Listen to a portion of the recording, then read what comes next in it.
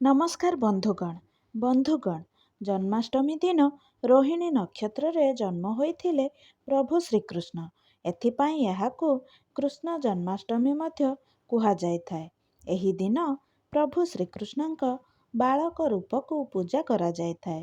ତେବେ ଜନ୍ମାଷ୍ଟମୀ ଦିନ ଆପଣ ଯଦି ଘରକୁ ଏହି 5ଟି ଜିନିଷ ଆଣନ୍ତି, ତାହେଲେ ଆପଣଙ୍କ ଘରେ ସୁଖ ସମୃଦ୍ଧି ବଢ଼ିବା ସହିତ ପ୍ରଭୁ ଶ୍ରୀକୃଷ୍ଣଙ୍କର ମଧ୍ୟ ଅପାର କୃପା ରହିବ।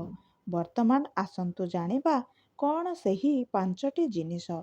ଗାଈ ଓ ବାଛୁରୀ।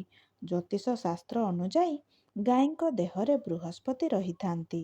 ତେଣୁ ଜନ୍ମାଷ୍ଟମୀ ଦିନ ଘରକୁ ଗାଈ ଓ ବାଛୁରୀର ଏକ ଛୋଟ ପ୍ରତିମୂର୍ତ୍ତି ଆଣନ୍ତୁ। ଏଥିସହିତ ଏହାକୁ ଠାକୁର ଘରେ କିମ୍ବା ଘରର ଈଶାନ୍ୟ କୋଣରେ ରଖିଦିଅନ୍ତୁ। ଏପରି କରିବା ଦ୍ୱାରା ପ୍ରଭୁ ଶ୍ରୀକୃଷ୍ଣ ଖୁସି ହୋଇ ଆଶୀର୍ବାଦ ଦେଇଥାନ୍ତି। ଏଥିସହିତ ଘରେ ସୁଖ ସମୃଦ୍ଧି ବୃଦ୍ଧି ପାଇଥାଏ ଏବଂ ସନ୍ତାନ ପ୍ରାପ୍ତି ହୋଇଥାଏ। ଲବଣୀ। ଭଗବାନ ଶ୍ରୀକୃଷ୍ଣ ପିଲାବେଳରୁ ହିଁ ଗାଈ ଓ ବାଛୁରୀଙ୍କୁ ଖୁବ୍ ସ୍ନେହ ଆଦର କରିଥାନ୍ତି। ଏଥିସହିତ ଗାଈ କ୍ଷୀରରୁ ପ୍ରସ୍ତୁତ ଲବଣୀ ଖାଇବାକୁ ମଧ୍ୟ ବହୁତ ଭଲ ପାଇଥାନ୍ତି। ଏଥିପାଇଁ ତାଙ୍କୁ ଲବଣୀ ଚୋର ମଧ୍ୟ କୁହାଯାଇଥାଏ। ତେଣୁ ଜନ୍ମାଷ୍ଟମୀ ଦିନ ଲବଣୀ କିଣି ଭଗବାନ କୃଷ୍ଣଙ୍କୁ ଅର୍ପଣ କରନ୍ତୁ। ବଂଶୀ। କାହ୍ନା ବଂଶୀକୁ ବହୁତ ଭଲ ପାଇଥାଏ। ବଂଶୀ ବିନା କାହ୍ନାର କୌଣସି ଚିତ୍ର ସମ୍ପୂର୍ଣ୍ଣ ହୋଇନଥାଏ। ତେବେ ଏଥିପାଇଁ ତାଙ୍କୁ ବଂଶୀଧର ବା ମୁରଲୀଧର ବୋଲି ସମ୍ବୋଧନ କରାଯାଇଥାଏ। ତେବେ ଜନ୍ମାଷ୍ଟମୀ ଦିନ ବଂଶୀ କିଣିବା ଦ୍ୱାରା ଆପଣଙ୍କୁ ଅନେକ ଶୁଭ ଫଳ ମିଳିଥାଏ। ଏହି ଦିନ କାଠ କିମ୍ବା ରୂପାର ଏକ ଛୋଟ ବଂଶୀ କିଣନ୍ତୁ ଏବଂ ଏହାକୁ ପ୍ରଭୁ ଶ୍ରୀକୃଷ୍ଣଙ୍କ ପୂଜା ସମୟରେ ତାଙ୍କୁ ଅର୍ପଣ କରନ୍ତୁ। ଏହାପରେ ପୂଜା ହୋଇଥିବା ବଂଶୀକୁ ଆଲମାରୀ କିମ୍ବା ଟଙ୍କା ପଇସା ରଖୁଥିବା ସ୍ଥାନରେ ରଖିଦିଅନ୍ତୁ। ଏପରି କରିବା ଦ୍ୱାରା ଘରର ଅସୁବିଧା ଦୂର ହୋଇଥାଏ। ଏଥିସହିତ ଆର୍ଥିକ ସ୍ଥିତି ମଜବୁତ ହୋଇଥାଏ। ମୟୂର ଚୂଳ।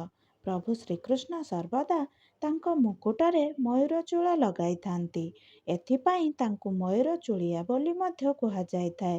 ତେବେ ବାସ୍ତୁଶାସ୍ତ୍ର ଅନୁଯାୟୀ ମୟୂର ଚୂଳ ସକାରାତ୍ମକ ଭାବନାକୁ ଜାଗ୍ରତ କରିଥାଏ।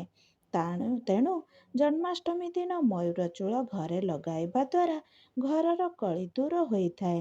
ଏଥିସହିତ ବାସ୍ତୁ ଦୋଷ ଓ କାଳସର୍ପ ଦୋଷ ମଧ୍ୟ ଦୂର ହୋଇଥାଏ। ବୈଜୟନ୍ତୀ ମାଳା।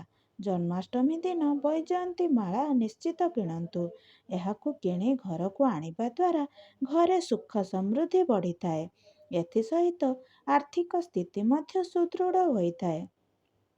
କୁହାଯାଏ ଯେ ଏହି ମାଳାରେ ମା ଲକ୍ଷ୍ମୀ ବାସ କରିଥାନ୍ତି।